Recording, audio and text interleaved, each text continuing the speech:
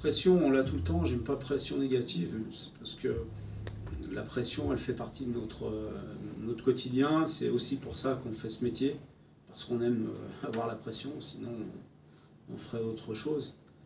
Que ce soit lorsqu'on est entraîneur ou lorsqu'on est joueur, on aime cette poussée d'adrénaline d'avant-match et pendant les matchs, donc on l'a tout le temps.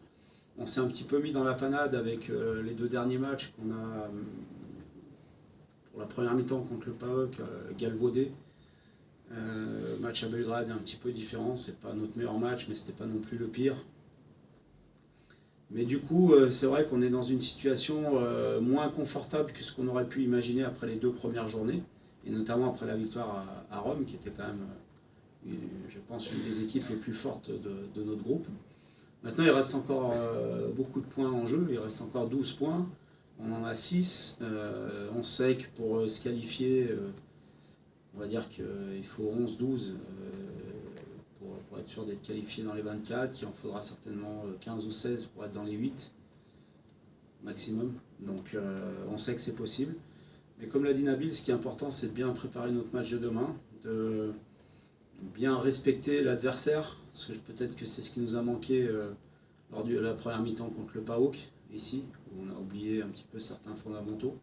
Donc la Coupe d'Europe, on sait que ça demande des valeurs indispensables pour gagner, qui ne sont pas forcément toujours au rendez-vous. Et donc c'est à nous de nous mettre dans cet état d'esprit demain pour prendre les 3 points et se replacer dans le haut du tableau dans cette compétition.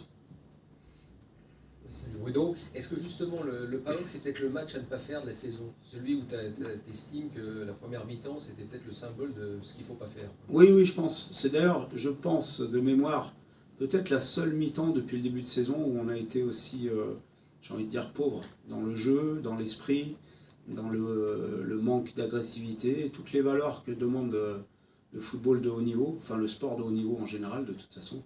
On a été absent pendant une mi-temps. Ça peut arriver. Ça peut arriver, il ne faut pas que ça se reproduise. Comme je dis souvent, une erreur, c'est possible.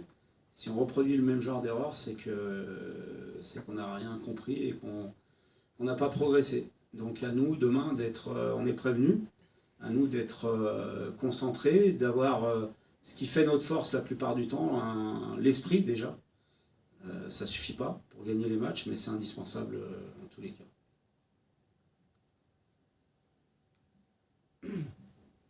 Suivre aussi sur l'histoire Aïssa Mandi, là, oui. effectivement qui fait une saison depuis qu'il est titulaire assez étonnante. Hein. Oui. Il n'avait pas le même niveau l'année dernière, on ne va pas se mentir.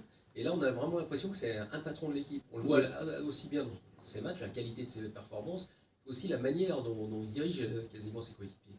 Oui, je suis d'accord. Après, je pense que l'année dernière, il n'avait pas eu l'occasion d'enchaîner autant de matchs consécutivement. Et puis, il avait joué arrière droit, parfois central. Donc, c'était peut-être aussi plus difficile pour lui. Là, il a trouvé un poste et un rôle qui lui convient parfaitement bien. Et c'est vrai que c'est... en tout cas, je dirais pas que c'est une surprise, que c'est une belle surprise, mais c'est vraiment, je pense, un des joueurs les plus réguliers depuis que Alex s'est blessé et qu'Aïssa joue.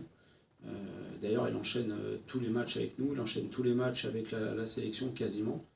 Et c'est aussi ce qui est assez remarquable parce que voilà, ça prouve que c'est un garçon qui fait tout en dehors aussi. Et peut-être que pour les jeunes, c'est un exemple à suivre. Parce qu'il n'y a pas que ce qu'on fait sur le terrain pour être performant, il y a aussi ce qu'on fait en dehors du terrain. Et voilà, en tout cas, il est dans une très très belle dynamique, que ce soit dans les performances, et je suis d'accord avec toi aussi, dans ce qu'il dégage, dans son leadership naturel qui dégage par rapport à l'équipe. Donc, je suis très satisfait de son comportement et content pour lui, parce qu'il a beaucoup travaillé. Je sais que l'année dernière, il a souffert parfois de ne pas être tout le temps titulaire. Bon, ça, c'est le foot de haut niveau, mais en tout cas, il est récompensé aujourd'hui.